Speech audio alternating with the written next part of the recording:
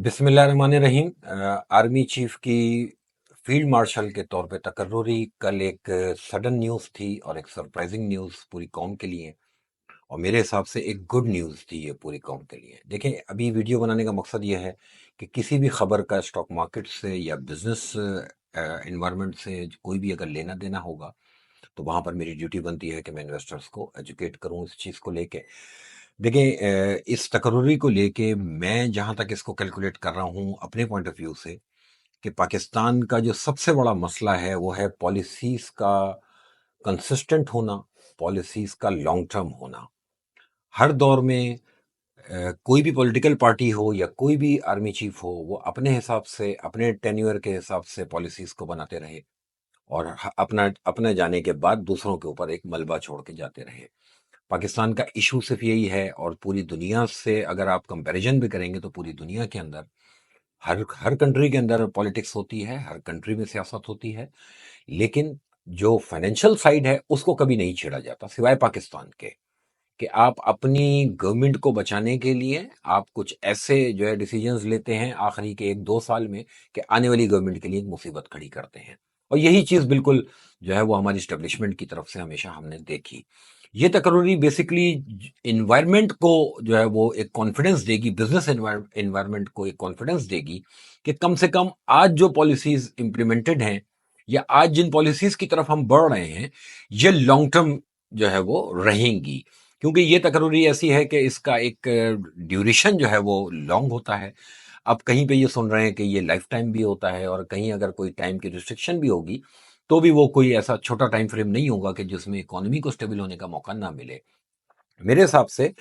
कि आज तक भी अगर आप यकीन करें कि जब मैं 42-44 हज़ार इंडेक्स से मैं समझ लें कि प्रिडिक्ट करता था कि मार्केट ठीक हो जाएगी और बाजार बढ़ जाएगा, या आज तक मेरी जिन जिन लोगों से भी इस बारे में जितनी भी वीडियोस मैंने बनाई,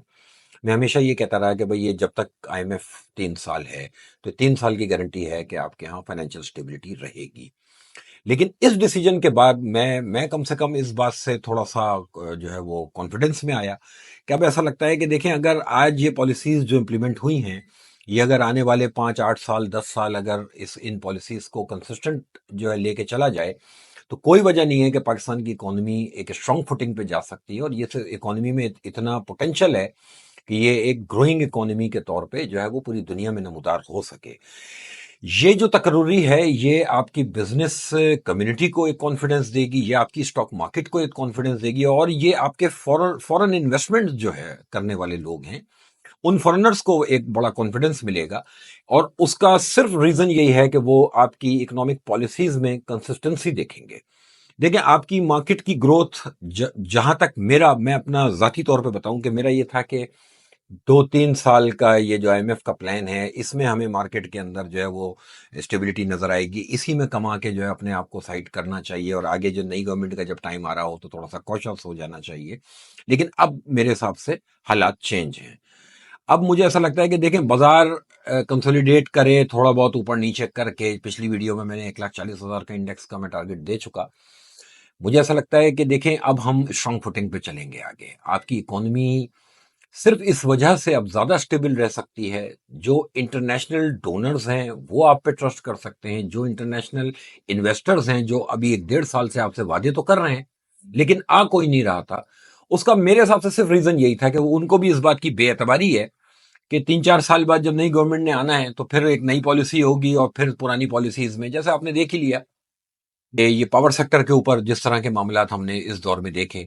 आज जो गवर्नमेंट पावर सेक्टर में इस्लाहात की बात कर रही है या आईपीपीस के एग्रीमेंट्स की बात कर रही है, ये वही गवर्नमेंट है जिन्होंने ये एग्रीमेंट्स किए थे आज से 6-7 साल पहले।